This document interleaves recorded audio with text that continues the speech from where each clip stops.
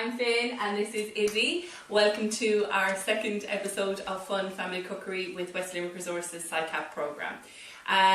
Today what we're going to do is flapjacks, because when we were trying to think of things that we could encourage people to make at home and not be afraid of, flapjacks kind of came up because, again, there's only 4 simple ingredients if you want to keep them very straightforward, and only one of them is an absolute must, and that's your porridge oats. You must have some sort of a porridge oat, 250 grams of that, but the rest of your ingredients you have a little bit of freedom with. So we're going to use golden syrup in our flapjacks today, but some of the alternatives, if you don't have golden syrup, are honey or maple syrup. Yeah, so that's your sticky element basically. Then you need your kind of fat binding ingredient. Now we have chosen 125 grams of butter, but if you don't have butter at home, you can use things like olive oil or stir, or vegetable oil, coconut oil if you're being vegan, anything like that.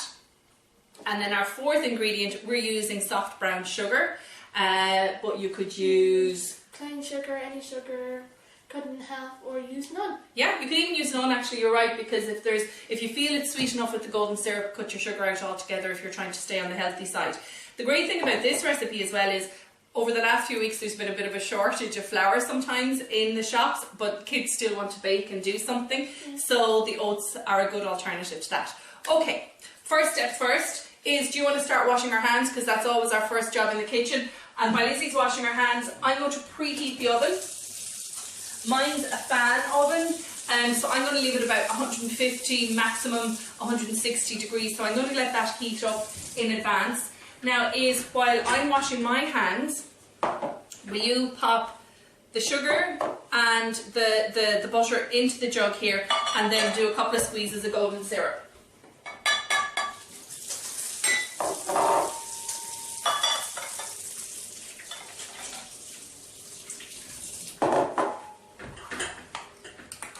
Now, 90 grams of sugar, 125 grams of butter, and 90 grams of the golden syrup if either of us can open it.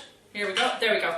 And 90 grams, again, if you don't have a weighing scales, that's basically, these are the spoons you get in the instant porridge, the microwave porridge, and we find them brilliant because it's about 2 or 3 squeezes of the liquid into the spoon and then onto that, and it's perfect.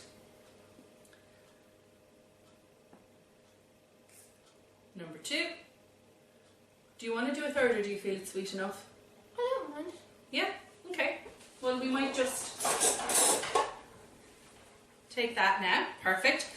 I'm going to microwave this. And so I've got a Pyrex jug, and I'm going to put it on a medium setting in the microwave for about a minute and a half.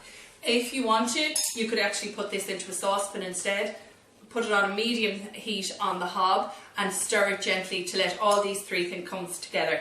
While I'm doing this is, will you measure out 250 grams of the oats into the big bowl here for me?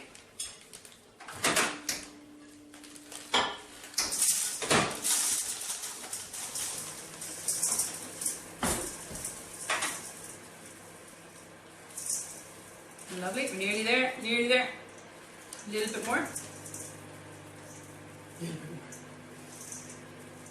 This is good for maths, this is good for hand-eye coordination, it's all those things.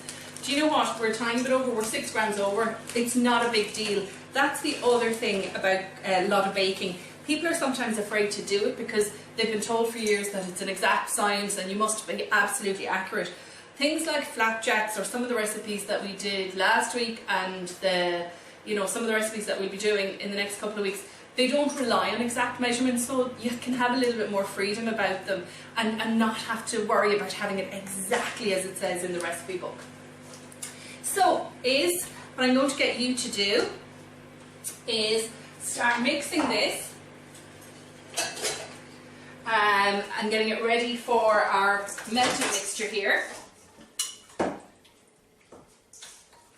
This is looking good. We're nearly there with it.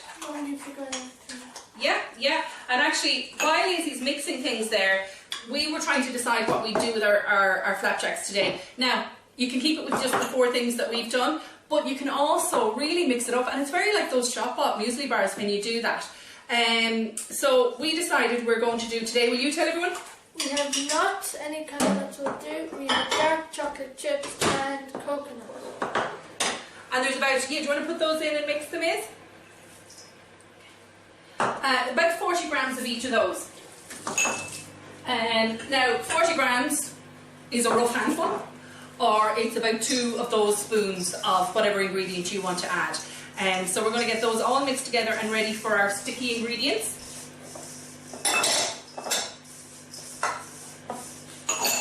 Now I'm tidying as we go, but to be honest, what I found over the years is once it's all done, the kids are happy enough when you throw a bit of washing up liquid into the sink. They're happy enough to clean up after themselves, because it's all part of the fun of learning how to cook and how to take part in it. So if they've made the mess, they clean up the mess. Isn't that the rule?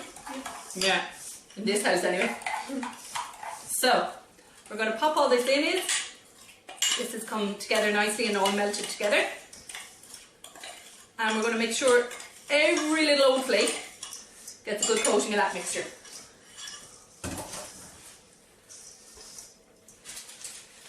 And I have, it's probably an 8" by 6" baking tray. It's slightly deep. And that for me is the perfect size, because you kind of want them as a thick biscuit.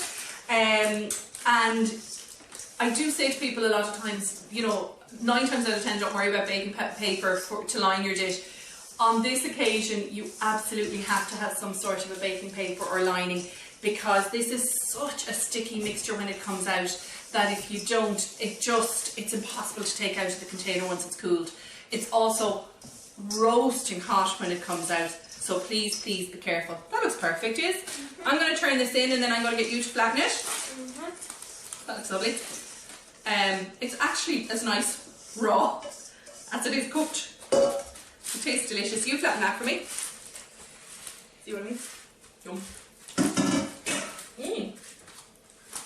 So we're going to make a nice even layer. The coconut's lovely in it actually. That looks great. Okay. Now that's going to go into our 150-160 degree oven for 30 minutes. When it comes out, it is absolutely volcanic. It is so hot. So you do need to leave it for about 10-15 minutes to let it cool down. What I sometimes do when it comes straight out of the oven is I get a sharp knife and I just lightly score and make 12 squares out of it while it's still roasting hot, because that way it just makes it easier to break it up when it comes when it has cooled down, and turn it into individual portions. In the spirit of true television, here's some we prepared earlier. These, what were in these? These were raisins. We had, I think, coconut and white chocolate. Yeah. And white chocolate, yeah. And they're absolutely gorgeous too. And even though they don't need it, but it's also a bit of fun, we've got a bit of dark chocolate that we melted, and we're just going to squiggle that all over these to make them even nicer than they already are. And they keep in an airtight tin for days and days and days. And honestly, they're a lovely treat to have in the house, and they really are easy, and like you've seen with us, you can make so many different variations of it. So we really hope that you'll join us next time when we are going to make cookies, 4-ingredient cookies, and we hope you'll try these. Enjoy. See you next time.